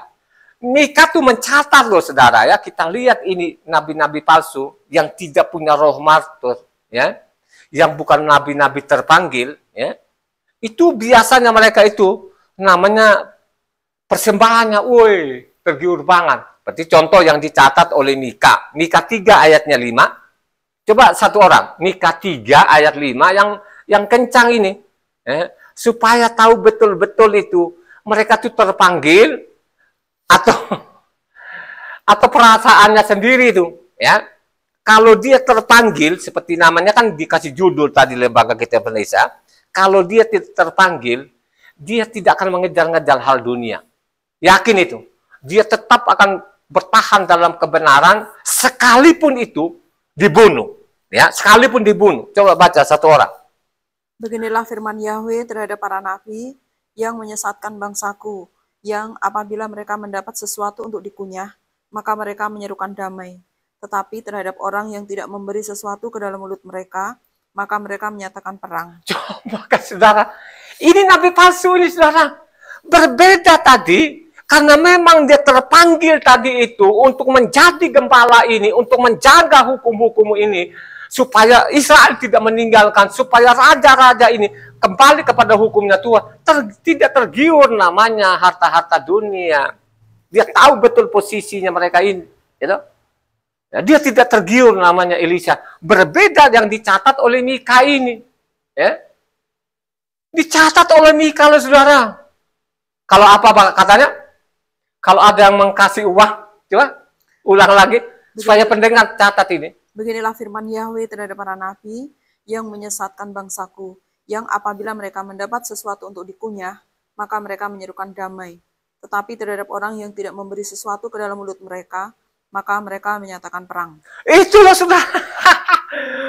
Kalau di Indonesia begitu, saudara. Nabi-nabinya Indonesia ini, nabinya orang Kristen seperti itu. Pengikutnya banyak. Ya, kenapa banyak pengikutnya? Karena itu yang pengikutnya yang banyak ini ya tidak pernah namanya menyenggol, membaca-baca kitab suci ini. Sehingga gampang ditipu ini. Ya? Oh, hebat dia ini. Ini namanya pendeta besar ini. Yang besar perutnya. Ya? Bukan kebenaran yang besar. Penyesat-penyesatan itu yang besar. Menggiring orang masuk namanya neraka itu. Ya? Itulah ciri-cirinya. Ayat 9, ayat 9. Tadi Mika 3 ayat 9. Baiklah, dengarkanlah ini, hai para kepala kaum Yakob dan para pemimpin kaum Israel, hai kamu yang muak terhadap keadilan dan yang membengkokkan segala yang lurus. Coba kan yang begitu-begitu, saudara. Kalau kita kasih tahu, ini ada pasan, ada... nggak mau, saudara. Nggak mau. Itulah namanya nabi-nabi palsu. Kita kasih tahu loh, ini ibadahmu hari Sabat. Tidak pernah ada hari Minggu. Karena yang Minggu ini banyak orang, dia tutup telinganya. Mulai nanti yang sudah subscriber itu mungkin dia tarik diri lagi. Dia nggak mau nonton lagi nanti besok. Aduh, saudara, ya. Jadi nabi-nabi palsu itu, kalau kita kasih tahu, nih pasal ini, nih ayat ini, nggak mau. Itulah nabi-nabi palsu ini. Tapi kalau perpuluhannya, telan habis. Ini kalau yang pungut ini, kalau imam-imam, lain urusannya lo. Ini kan orang Indonesia, ya, bukan lo keturunan Lewi. Ya. Lo rampas namanya haknya orang Lewi. Gimana sih? Lo rampas. Ini kan tidak benar. Ayat 11. Ayat 11. Tadi Mika 3 ayat 11. Para kepalanya memutuskan hukum karena suap, dan para imamnya memberi pengajaran karena bayaran. Para nabinya menenung karena uang, padahal mereka bersandar pada Yahweh dan berkata, bukankah Yahweh ada di tengah-tengah kita, tidak akan datang malapetaka menimpa kita. Ini kan sudah nyaman nikah, ini kan sudah sentil-sentil juga yang di utara ini, saudara. Utara ini kan sudah kablingan, ya kan? Tidak membedakan kanan dan kiri. Coba deh, saudara, ya. Kalau sudah seperti itu mau apa, ya? Coba kan, makanya saya bilang Nabi Indonesia, wih, rakusnya ampun. Tapi pengikutnya banyak. Yang ini nabi-nabi kita di Indonesia kan, itu kan titel-titelnya mereka kan profesor, doktor. Coba deh, saudara, ya, memutuskan hukum, uang, ya, imam itu minta bayaran. Mana ada namanya pendeta-pendeta Indonesia itu yang gratis? Kagak ada, bayaran semua, saudara, ya. Apalagi yang gereja-gereja yang besar itu kan, weh, sudah mobil sudah disediakan, rumah sudah disediakan, gaji ada pensiunnya lah. Bagaimana dia mau berkata benar? Ya? Itu yang palsu-palsu itu, saudara, itulah yang berkebangga-banggaan, kami menguasai dunia. Yang lu tipu itu yang tidak pernah baca kitab suci. Tapi kalau yang baca kitab suci seperti saya itu dari ini keluar di situ, gitu. Makanya saya mengatakan ini yang sudah ada, yang sudah konsisten ini, perhatikan, catatlah baik-baik apa yang kau catat hari ini. Itu ciri-cirinya seperti itu, ya. Mereka seperti itu, ya. Coba kalau kita baca namanya, misalnya zaman rasul-rasul, misalnya 1 Korintus 9, ya. Coba satu orang, 1 Korintus 9 ayat 11 sampai 18. Coba perhatikan di sini. Ini yang saya tantang ini, nabi-nabi palsu yang saya ini tidak sesuai isi kitab suci dengan kelakuannya mereka ini, dengan ajarannya mereka itu tidak sesuai. Ya. Baca 1 Korintus 9 ayat 11 sampai 18. Yang kencang supaya pendengar itu tahu, mendengar. Ya. Terus mereka pakai panutan siapa? Ya. Ini Rasul Saulus, ini Korintus Rasul Saulus. Rasul Saulus itu nggak mau terima upah. Baca namanya 1 Korintus 9 ayat 11 sampai 18. Jadi jika kami telah menaburkan benih rohani bagi kamu, Berlebih-lebihankah kalau kami menuai hasil duniawi daripada kamu? Kalau orang lain mempunyai hak untuk mengharapkan hal itu daripada kamu, bukankah kami mempunyai hak yang lebih besar? Tetapi kami tidak mempergunakan hak itu, sebaliknya kami menanggung segala sesuatu, supaya jangan kami mengadakan rintangan bagi pemberitaan Injil Hamasyah. Tidak tahukah kamu bahwa mereka yang melayani dari tempat kudus mendapat penghidupannya dari tempat kudus itu, dan bahwa mereka yang melayani mezbah mendapat bagian mereka dari mezbah itu. Demikian pula Tuhan telah menetapkan bahwa mereka yang memberitakan Injil harus hidup dari pemberitaan Injil itu. Tetapi aku tidak pernah mempergunakan satupun dari hak-hak itu. Aku tidak menulis semuanya ini supaya aku pun diperlakukan juga demikian. Sebab aku lebih suka mati daripada. Sungguh kemegahanku tidak dapat ditiadakan siapapun juga. Karena jika aku memberitakan Injil, aku tidak mempunyai alasan untuk memegahkan diri. Sebab itu adalah keharusan bagiku. Celakalah aku jika aku tidak memberitakan Injil. Kalau andai kata aku melakukan menurut kehendakku sendiri, memang aku berhak menerima upah.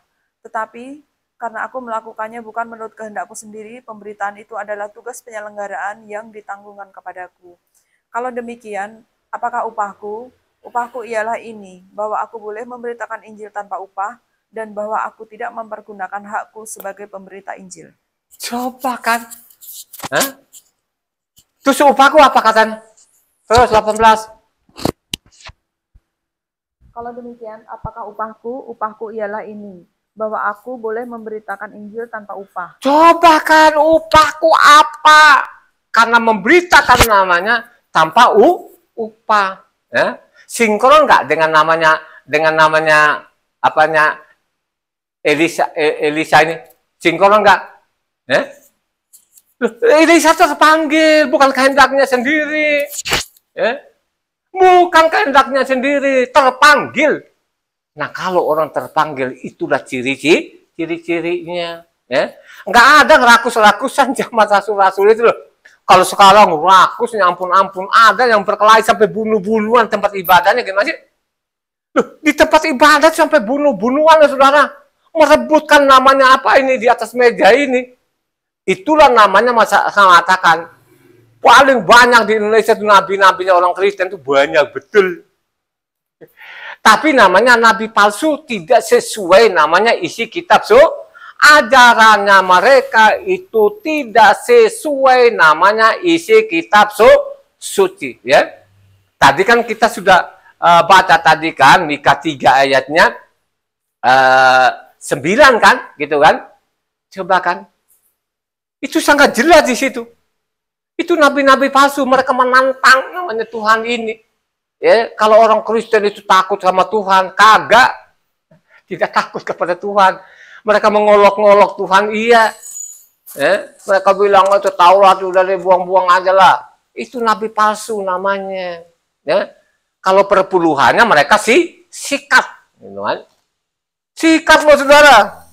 Itulah palsu-palsu. Makanya Filipi 3 ayat 19 mengatakannya, apa? Tuhan mereka adalah apa? Perut mereka adalah Tuhan mereka. Coba Filipi 3 ayat 19.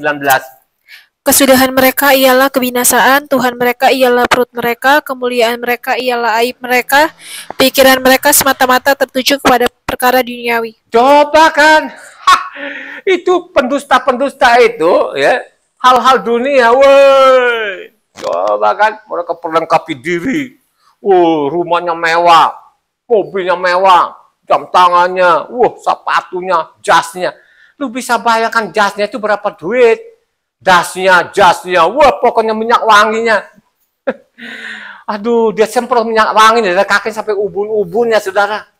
Apakah itu orang-orang terpanggil itu? Ya? Itu kehendaknya sendiri. Ya? Dia sama saya sudah mengatakan itu Pak pendeta-pendeta, nabi-nabi di Indonesia itu cari nafkah, saudara. Ya. Bukan mengajari kebenaran, bukan. Kalau nabi yang benar itu siap dibunuh. Memang banyak nabi yang dibunuh, ya. Banyak nabi yang dibunuh kan gitu kan. Coba kita lihat berjalanlah waktu. Itu kan makin menyimpang. Kenapa mereka menyimpang? Karena tidak ada pengajaran yang benar. Ya, kita contoh zaman Raja Asa itu.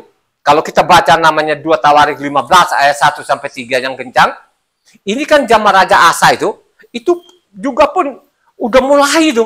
Jadi zaman Raja Asa itu sampai ke apa itu puluhan tahun juga loh ya, zaman Elisa tadi ini ya, karena Elisa itu kan zaman Raja Ahab kan ya. Gitu ya. Coba kita baca namanya antara Asa dengan Ahab ini sejaman ya, sejaman lah kan gitu ya. Tapi duluan jadi raja namanya, karena Ahab itu kan 40 tahun dia memerintah kan gitu kan. Jadi zaman Asa ini 2 Raja-Raja 15 ayat 1 sampai ke 3, coba baca yang kencang. Azaria bin Oded dihinggapi roh Tuhan. Ia pergi menemui Asa dan berkata kepadanya, dengarlah kepadaku, Asa dan seluruh Yehuda dan Benyamin. Yahweh beserta dengan kamu bila mana kamu beserta dengan dia. Bila mana kamu mencarinya, ia berkenan ditemui olehmu, tetapi bila mana kamu meninggalkannya, kamu akan ditinggalkannya. Lama sekali Israel tanpa Tuhan yang benar, tanpa ajaran daripada imam dan tanpa hukum. Coba lama sekali bangsa ini tanpa Tuhan yang benar, tanpa ajaran imam yang benar, sudah lama sekali. Karena itu ada pemberontakan. Karena zaman itu terpisahlah namanya pecah 2 raja ini, ya. Raja yang di utara namanya Yerobeam, raja yang di selatan namanya Rehabeam punya anak namanya Abiam, Abiam punya anak. Jadi cucunya namanya Rehabeam Asa ini, saudara, ya kan? Jadi terpecah ini, ada namanya kerajaan utara dan selatan. Lama sekali tidak mengenal Tuhan yang benar dan ajaran yang benar, saudara. Lama sekali. Makanya kalau kita tarik ini, saya mengatakan ini, sudah ada nabi-nabi ini sebagai gembala, tapi mereka tidak hiraukan. Makanya kalau kita baca sampai 2 Raja-Raja 17 di situ, ya, 2 Raja-Raja 17 ayatnya 13 sampai 17 yang kencang supaya pendengar dengar ini, ya. 2 Raja-Raja 17 ayatnya 13 sampai 17. Yahweh telah memperingatkan kepada orang Israel dan kepada orang Yehuda dengan perantaraan semua nabi dan semua tukang tilik. Berbaliklah kamu daripada jalan-jalanmu yang jahat itu, dan tetaplah ikuti segala perintah dan ketetapanku sesuai dengan segala undang-undang yang telah kuperintahkan kepada nenek moyangmu dan yang telah kusampaikan kepada mereka dengan perantaraan hamba-hambaku para nabi. Tetapi mereka tidak mau mendengarkan, melainkan mereka menenggarkan tengkuknya seperti nenek moyangnya yang tidak percaya kepada Yahweh Tuhan mereka. Mereka menolak ketetapannya dan perjanjiannya yang telah diadakan dengan nenek moyang mereka, juga peraturan-peraturannya yang telah diperingatkannya kepada mereka. Mereka mengikuti dewa kesia-siaan sehingga mereka mengikuti bangsa-bangsa yang di sekeliling mereka.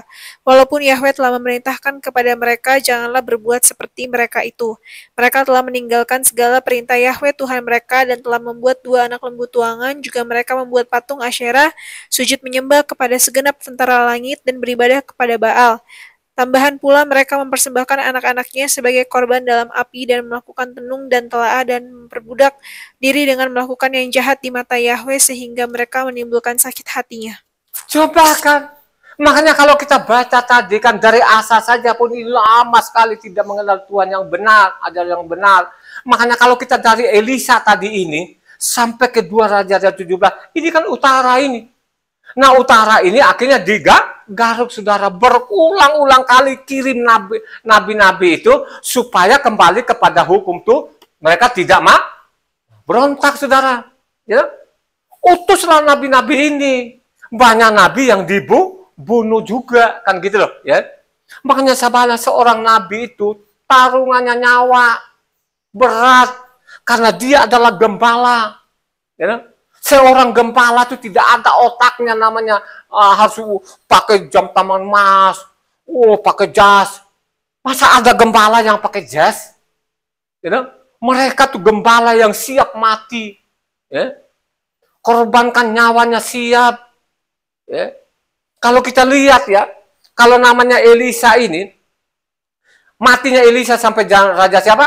Raja Yoas. Ya, jadi ada Yehu di situ. Yehu lah agak lumayan karena Yehu ini sesudah namanya Elisa dulu ada namanya Yoram, ya. Yoram ini bapaknya Ahab. Ahab itu punya anak namanya Yoram, ya. Yoram ini. Nah, akhirnya Yoram dibunuh oleh Yehu. Akhirnya Yehu lah jadi raja. Jadi Yehu itu punya keturunan 4 keturunan. Kenapa dia sampai 4 keturunan di utara itu?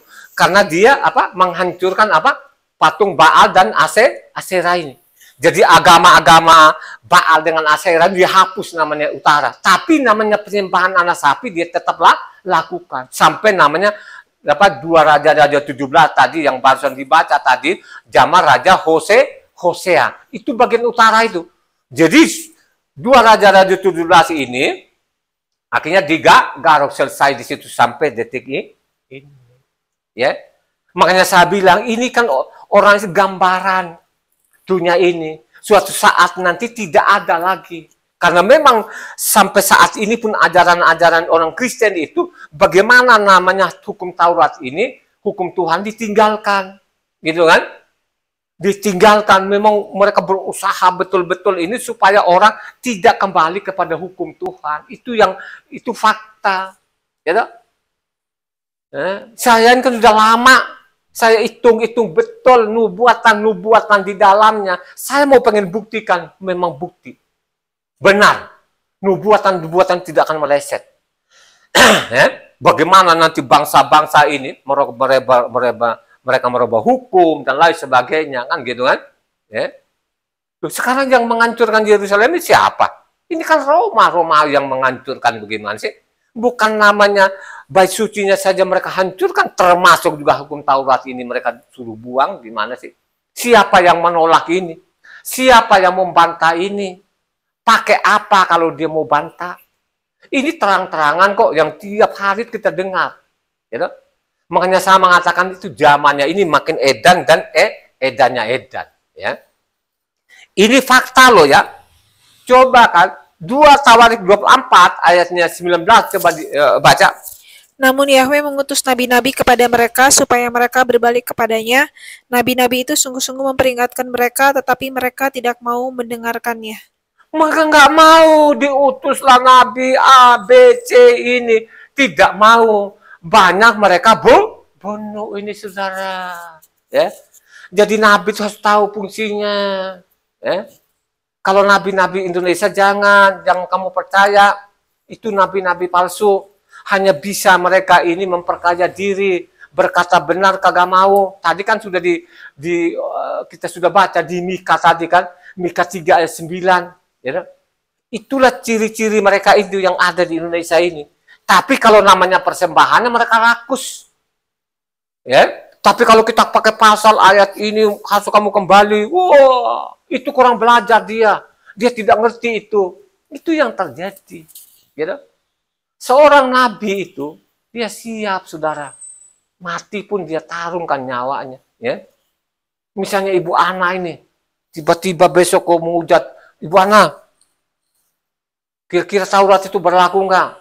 Pasti dengan cepat berlaku. Kalau ibu tidak menyangkal Taurat, saya bunuh. Pasti Ibu Ana bunuh aja. Yakin itu. Seperti Ibu Ana ini kan, saya bilang, nyangkallah Taurat. Saya tidak akan mau sekalipun lu mau bunuh. Itu yang punya roh-roh martir itu. Kenapa mereka seperti itu? Karena apa? Karena mereka memahami apa? Isi kitab suci. Itu orang-orang yang belajar itu. Ya. Kalau orang Kristen itu yang penting tempat ibadahnya penuh. Nanti dia ngantok-ngantok, kan yang dia kejar ini kan perpuluhannya, persembahannya.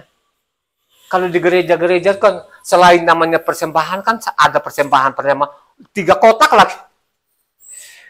Gila, benar-benar ini benar luar biasa manusia ini ya. Kalau lihat uang itu rakus betul ya. Ini jelas kan, makanya kalau kita baca sampai ke Yeremia, ini kan dari Elisa tadi ini ada nabi-nabi ini. Nabi luar biasa ini kan, gitu kan. Mereka bunuh loh saudara. Ya. Tapi memang kejahatannya mereka. Jadi ini mereka kenapa sih nabi-nabi diutus ini? Ya. Ada nabi. Jadi nabi diutus itu bukan ada namanya ajaran baru ya, tidak pernah ada. Ya. Kalau ajaran di luar sana mungkin zaman Daud katanya, ada namanya kitabnya Zabur katanya, diturunkan. Nggak ada dalam kitab suci kita itu. Jadi Daud itu kebanyakan di Mazmur itu kan apanya Daud kan, kebanyakan Daud. Jadi bukan ajaran baru, tapi Daud itu bagaimana mengagumi namanya Tuhan Yahweh, bagaimana dia mencintai namanya hukum-hukum Tuhan. Itu bukan turunkan dia ini ada nabi turunkan kitab baru lagi, ajaran baru. Tidak pernah ada. Tidak pernah ada. Jadi ada nabi-nabi ini supaya kembali kepada hukumnya tuh. Tadi kan sudah dibaca namanya 2 Raja-Raja 17 tadi ayatnya 13 sampai 17 tadi itu. Ya. Supaya mereka kembali kepada hukum tapi mereka nolak. Akhirnya apa? Utara digaruk sampai saat ini, sampai detik ini. Jadi namanya 2 Raja-Raja 17 ini kan bagian utara nih. Ya. Samaria habis, ada pun orang campuran dikirim ke sana, akhirnya sampai zaman Yosua itu tidak ada lagi. Jadi namanya Samaria itu sudah tidak ada lagi. Makanya sekarang itu yang di Palestina itu namanya ada tepi barat namanya. Tepi barat itu terdiri dari namanya Yudea sama Samaria. Makanya baru-baru kemarin ini orang Israel mau kembalikan nama yang semula.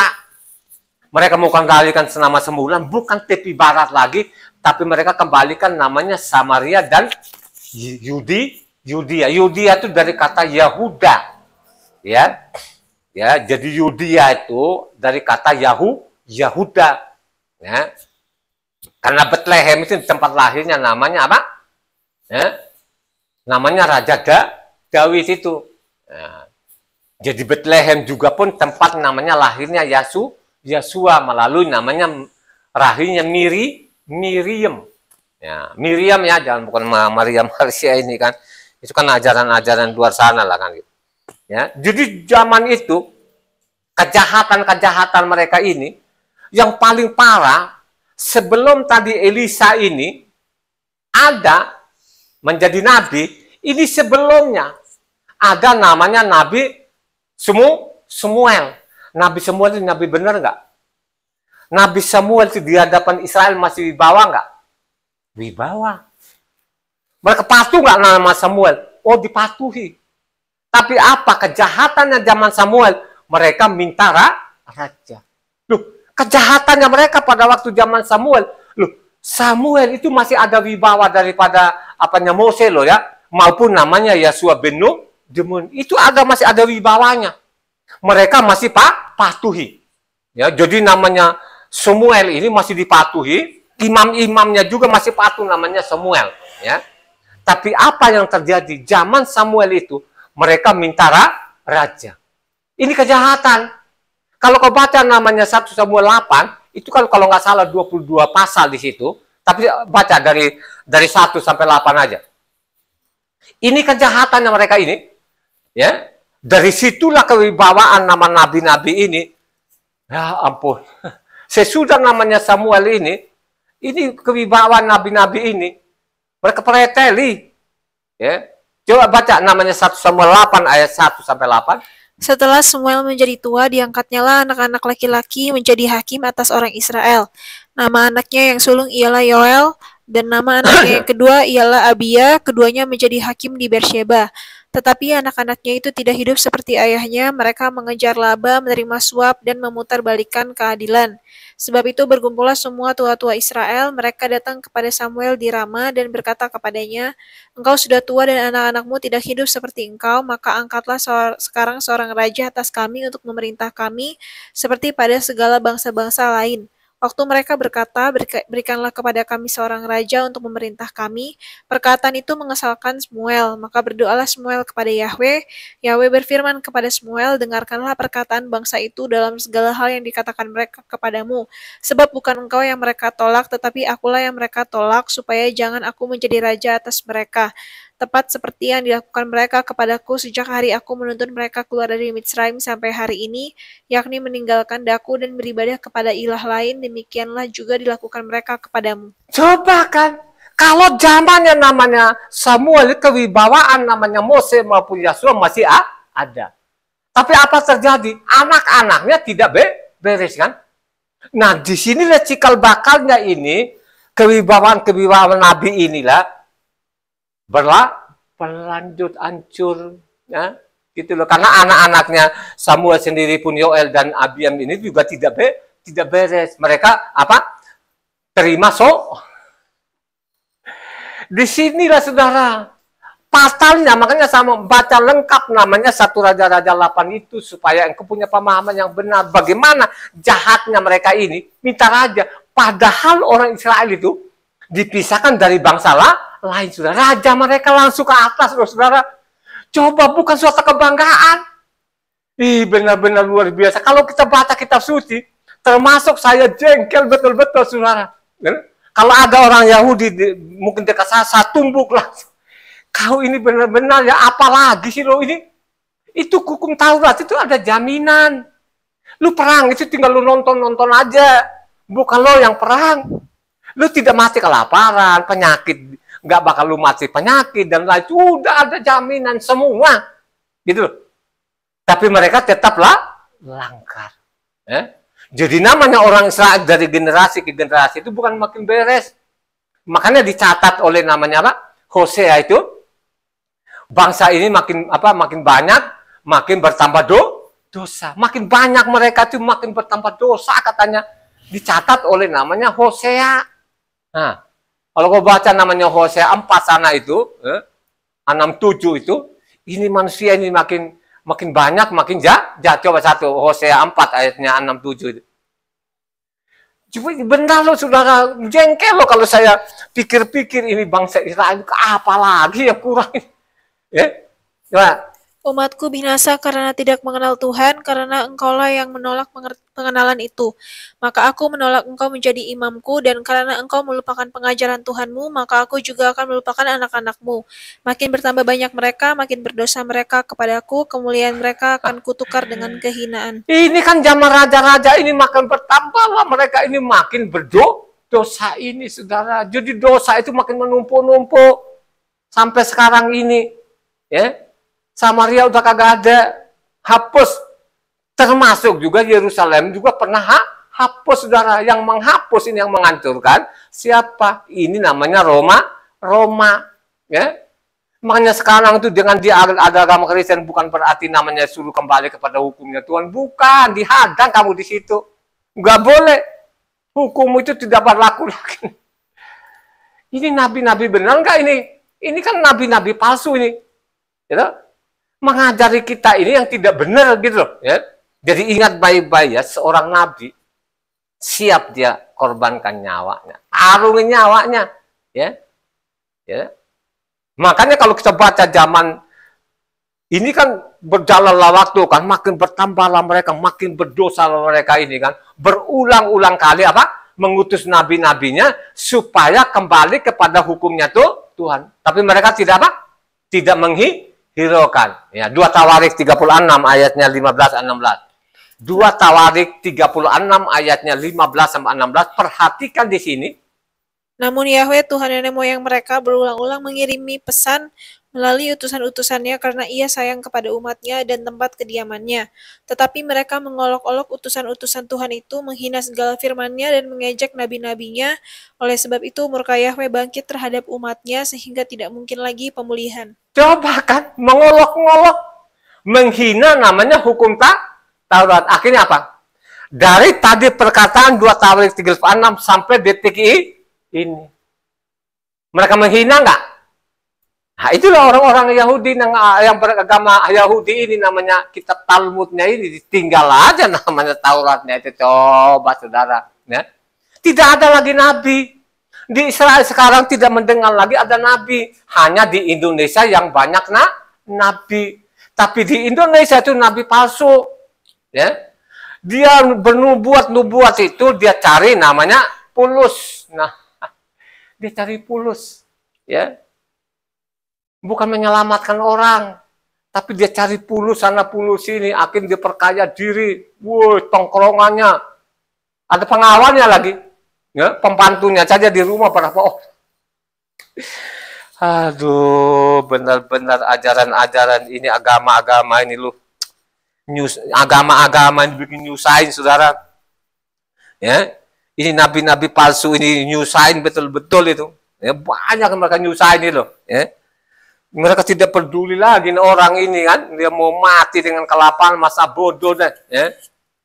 Dia nggak mau peduli, dia dapat uang, dia sikat sendiri, dia makan sendiri gitu loh kan. Makanya kalau kita baca namanya Matitia 23 ayat 37 itu terakhir. Ya. Terakhir ini nabi-nabi ini diutus ini. Jadi bukan nabi saja yang mereka bunuh, termasuk namanya Tuhan Yesus sendiri mereka bunuh loh saudara. Luar biasa loh. Ya. Jadi Matitia 23 ayatnya 37. Yerusalem, Yerusalem, engkau yang membunuh nabi-nabi dan melempari dengan batu orang-orang yang diutus kepadamu. Berkali-kali aku rindu mengumpulkan anak-anakmu sama seperti induk ayam mengumpulkan anak-anaknya di bawah sayapnya, tetapi kamu tidak mau. Tidak mau, saudara. Lu bisa bayangkan Nabi Yohanan itu dibunuh oleh Roma, itu kok berkomplotan ini. Komplotan mereka tuh imam-imam dengan Romawi loh, saudara. Akhirnya nama Nabi satu ini juga, ya, pada waktu ulang tahunnya Herodes itu, mereka bunuh namanya Yohanan ini, saudara. Nabi terakhir ini. Coba kan, ada sih Nabi Agabus itu kan tidak terlalu terkenal, ya. Lebih terkenal namanya Nabi Yohanan ini. Akhirnya mereka bunuh namanya Nabi Yohanan, termasuk juga namanya Tuhan ini, mereka bunuh, saudara. Makanya kalau agama luar lain sana, kan kenapa sih Tuhanmu kok dibunuh? Sampai Tuhanmu bonyok-bonyok. Karena tidak baca kitab suci. Kalau saya yang baca kitab suci, memang harus dia mati seperti itu. Supaya tergenapi apa? Sebagai dia Tuhan yang hidup. Saya seorang peneliti, jadi saya tahu gitu loh. Saya tahu itu. Gitu kan. Yang matinya pada waktu itu apa? Ya manusianya lah. Ya manusianya lah kan gitu. Tapi Tuhan mati nggak? Ya tidak bisa mati. Kan toh pun 3 hari kemudian kan dia menampakkan dirinya kan. Dia tidak mati gitu. Artinya dia buktikan bahwa dia adalah Tuhan yang hidup. Amin. Jadi berulang-ulang kali kirim nama nabi-nabinya, ya, supaya mereka kembali kepada hukum Tuhan. Olok-olok.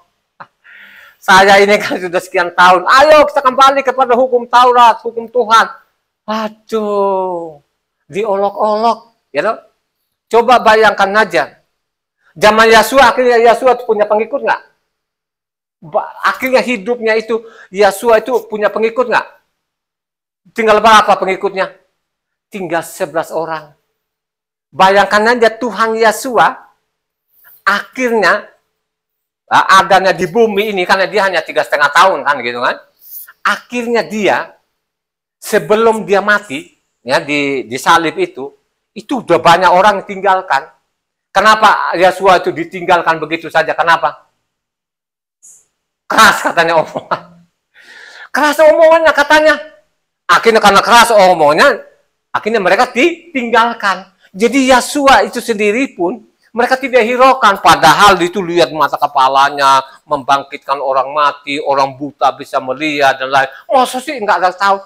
Dari saya belajar itu dari tahun 2000 tuh, saya belajar kitab suci. Saya tahu betul-betul yang jadi manusia adalah namanya Yahweh itu sendiri. Karena memang dia bernama Yahweh. Dia tidak pernah bernama Yesus, tidak tahu nih Yesusnya dari mana. Yang benar di dalam, aku datang dalam nama Bapakku. Jadi bapaknya orang Israel itu bernama Yahweh. Makanya dia datang di bumi ini, dia adalah Yahweh. Juga dia menyelamatkan anak-anaknya yang tersesat. Amin. Tapi dibunuh, saudara. Ini fatal loh, saudara. Dibunuh loh. Padahal terakhir pelayanannya dia ada di bumi ini, ditinggalkan. Makanya kalau kau baca namanya apanya Yohanan 6 ayatnya 60, coba baca 60 ayat 60. Yohanan 6 ayat 60. Yang keras. Sesudah mendengar semuanya itu, banyak dari murid-murid Yeshua yang berkata, perkataan ini keras, siapakah yang sanggup mendengarkannya? Perkataannya ini keras katanya. Ayat 66 sampai 68. Jadi ayat 66 sampai 68. Mulai dari waktu itu banyak murid-muridnya mengundurkan diri dan tidak lagi mengikut dia. Maka kata Yeshua kepada ke-12 muridnya, apakah kamu tidak mau pergi juga? Jawab Simon Kepa kepadanya, Tuhan, kepada siapakah kami akan pergi? Perkataanmu adalah perkataan hidup yang kekal. Jadi benar. Saya tuh bertahun-tahun loh saudara. 58.000 penontonnya, yang subscribernya apanya 400 sekian, yang konsistennya ada 2%, 1%. Saya ini bukan Tuhan, bukan Nabi. Ini saja pun Nabi saja nggak ada pengikutnya. Ya, misalnya Elisa ini kan, nggak ada saudara. Elisa matinya sampai zaman Raja siapa? Raja Yoas. Cucu daripada namanya Raja Yehu. Ya. Yehu itu punya anak namanya Yoahas. Yoas punya anak namanya Yoas. Ya, jadi cucunya Raja Yehu. Elisa mati. Kan gitu kan? Selesailah dia. Tapi apa yang terjadi? Utara itu tetap namanya Kablinger dan Kablinger, saudara. Nggak ada yang pedulikan. Tetap saja mereka melakukan kejahatan demi kejahatan. Amin. Itu yang dilakukan. Saya meneliti kitab suci ini bertahun-tahun. Ya. Jadi isi kitab suci betul-betul saya tahu betul-betul isinya. Kenapa saya tahu? Karena setiap hari saya membaca. Ya. Ya. Makanya kita ini nanti akan diperumpamakan seperti zaman apa? Zaman Noah. Matitia 24 ayatnya 37 sampai 39. Sebab sebagaimana halnya pada zaman Noah, demikianlah pula halnya kelak pada kedatangan Anak Manusia. Sebab sebagaimana mereka pada zaman sebelum air bah itu makan dan minum, kawin dan mengkawinkan, sampai kepada hari Noah masuk ke dalam bahtera, dan mereka tidak tahu akan sesuatu sebelum air bah itu datang dan melenyapkan mereka semua. Demikian pula lah halnya kelak pada kedatangan Anak Manusia. Saya peringatkan ya, ini jemaat maupun yang sudah subscriber itu, kalau memang yang subscriber itu mau pengen ikuti, terus ikutilah, ya, ikuti catatlah. Paling tidak saya inginkan supaya engkau sendiri ini mempelajari kitab suci ini. Ya, saya tidak pernah kecil hati kalau hanya 1%. Saya tidak kecil hati kalau tinggal istri saya, kedua anak saya tidak kecil hati. Saya tidak kecil hati karena memang di dalam kitab sucinya begitu. Tadi kan diberikan perumpamaan seperti zaman Noah. Amin. Seperti zaman Noah, seperti zaman namanya Sodom dan Amora, kan begitu kan? Kan berapa orang? Ya? Sedikit sekali yang diselamatkan, saudara. Ya? Luka 17, ayatnya 26 sampai 30. Yang kencang nih. Dan sama seperti terjadi pada zaman Noah, demikian pula lah hal yang kelak pada hari-hari Anak Manusia. Mereka makan dan minum, mereka kawin dan dikawinkan sampai kepada hari Noah masuk ke dalam bahtera, lalu datanglah air bah dan membinasakan mereka semua. Demikian juga seperti yang terjadi di zaman Lot, mereka makan dan minum, mereka membeli dan menjual, mereka menanam dan membangun, tetapi pada hari Lot pergi keluar dari Sodom, turunlah hujan api dan hujan belerang dari langit, dan membinasakan mereka semua. Demikianlah halnya kelak pada hari di mana Anak Manusia menyatakan dirinya. Coba saudara, ya? 2 Kepa 2 ayat 4 sampai 8.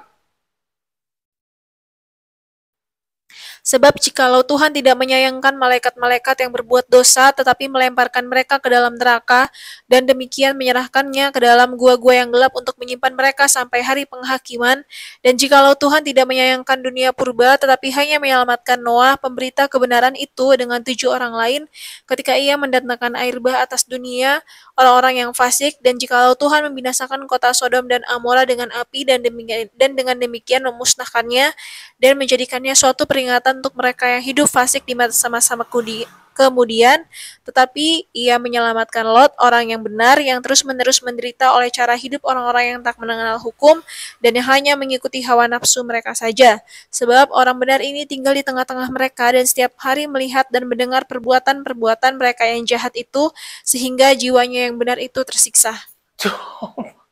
Kita diperumpamakan zaman Noah. Hanya 8 orang yang selamat. Zaman Sodom dan Amora hanya 3 orang, saudara. Ini dikasih warning. Ya, dikasih warning, saudara. Ya, jadi nubuatan-nubuatan itu harus tergenapi. Ya, yakin tergenapi. Ya, makanya saya bilang di depan mata kita ini sudah lihat, nampak bahwa bumi ini sebentar lagi akan dihancurkan.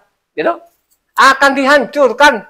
Sebentar lagi akan dihancurkan, saudara. Ya, Kalau kau baca lagi nanti Yesaya 24 di sana, waduh, akan dihukum nanti suatu saat tinggal sedikit orang gitu kan.